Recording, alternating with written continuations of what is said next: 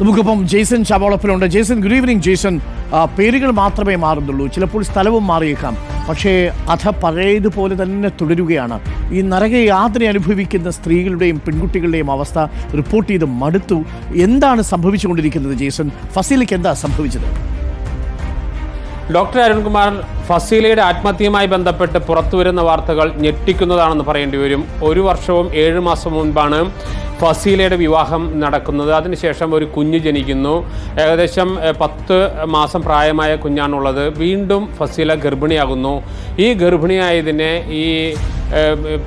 ഫസീലയുടെ അമ്മായിയമ്മ, ഫസീലയുടെ ഭർത്താവിൻ്റെ മാതാവ് ചോദ്യം ചെയ്യുന്നു. നിരന്തരമായ പ്രശ്നങ്ങൾ ഉണ്ടാക്കുന്നു എന്നതാണ് പോലീസിന് ഇപ്പോൾ അന്വേഷണത്തിൽ വ്യക്തമായിരിക്കുന്നത്. അതായത് ഫസീല വീണ്ടും ഗർഭിണിയായത് അംഗീകരിക്കാൻ ഭർത്തൃ വീട്ടുകാർ, നൗഫലിൻ്റെ വീട്ടുകാർ തയ്യാറായില്ല എന്നതാണ് ഏറ്റവും പ്രധാനപ്പെട്ട കാര്യം. അതിക്രൂരമായ മർദ്ദനങ്ങൾക്ക് വിധേയമാകേണ്ടി വന്നു. അവസാനം മരിക്കുന്നതിന് മുൻപ് സ്വന്തം വീട്ടുകാർക്ക് വാട്സപ്പിലൂടെ താൻ മരിക്കാൻ പോവുകയാണ്, താൻ നേരിട്ട ദുരനുഭവങ്ങളെക്കുറിച്ച് വ്യക്തമായ സന്ദേശം നൽകിക്കൊണ്ടാണ് ഫസീല മരണത്തിന് കീഴടങ്ങുന്നത്.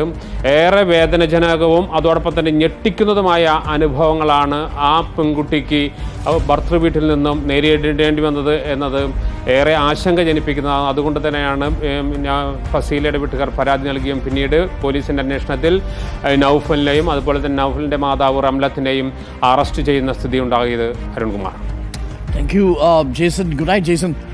എന്തൊരു ക്രൂരിയായ ഒരു ഉമ്മയായിരിക്കും ഈ റംല എന്ന് പറയുന്നത്, നൗഫലിൻ്റെ ഉമ്മ എന്ന് പറയുന്നത്. രണ്ടാമത് ഗർഭിണിയായതിന് സ്വന്തം മരുമകളെ ഇത്ര ക്രൂരമായിട്ട് അധിക്ഷേപിക്കുക, അവരെ മരണത്തിലേക്ക് തള്ളിവിടുക, എത്ര ക്രൂരമായിട്ടാണ് അധിക്ഷേപിച്ചത്. ആ മോൻ്റെ അടുത്ത് പോയി പറഞ്ഞ പോലെ എന്തിനാണ് നിങ്ങൾ ഈ മരുമകളെ ഇത്രയും അധികം പീഡിപ്പിച്ചത് എന്ന് ആലോചിച്ച് നോക്കിക്കേ. ഈ ഫസീലയുടെ മരണം വല്ലാത്തൊരാഘാതമായി മാറുകയാണ്. രണ്ടാമത് ഗർഭിണിയായതിന് ക്രൂരമായി പീഡിപ്പിക്കുക. എന്താണ് നമ്മുടെ നാട്ടിൽ നടക്കുന്നത്?